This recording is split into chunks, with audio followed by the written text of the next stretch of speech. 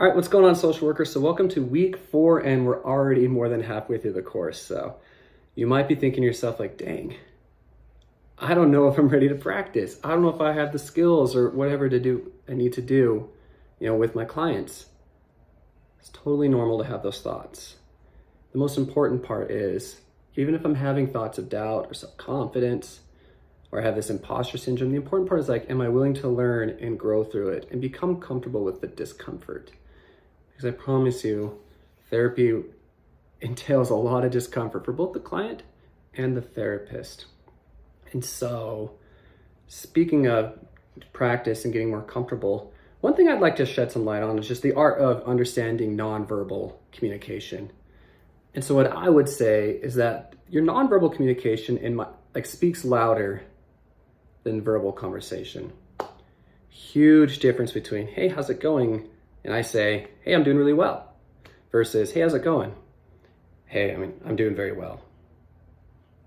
The words do not change a single bit, but the body language almost screams there's something out there. And so my practice, I like to let the clients that I work with know in my first session, we're doing informed consent, like, hey, there are gonna be times I'm gonna pause you. Just when I notice that we can do some work, something that's doing well, maybe some areas that we can focus on. And oftentimes if the clients are talking about something that's very painful, anxiety provoking, triggering, what have you, I'll often go with a saying like this, like, hey, I notice you kind of closing up a little bit. I notice your body language or your tone of voice really changing. Can we just pause and acknowledge this? Like, what's happening here? So I'm like, I don't know, I feel numb. Like, yeah, I can see that there's some pain here. Let's see if we can just explore that a little. Let's talk about that. I think this is important. Or they might get really anxious and talk very rapidly and what have you. It's like, hey, I'm noticing that your tone of voice, you're really, really getting pretty anxious, talking about a lot of things.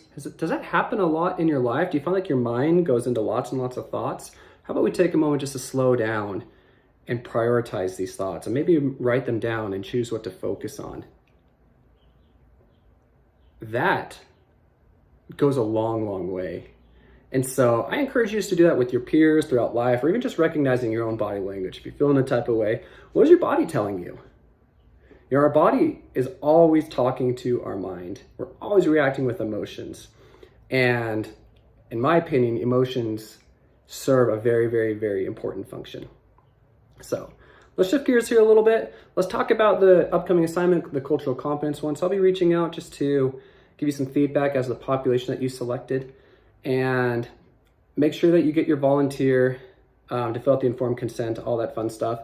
There'll be example vignettes you can find in the Getting Started section of the course. So in there, you're gonna see things, depression, substance use, domestic violence, whatever it is.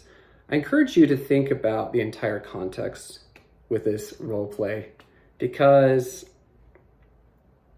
human behavior is a lot about connecting the dots. You can never really take people for face value. They're influenced by thousands and thousands and thousands of things.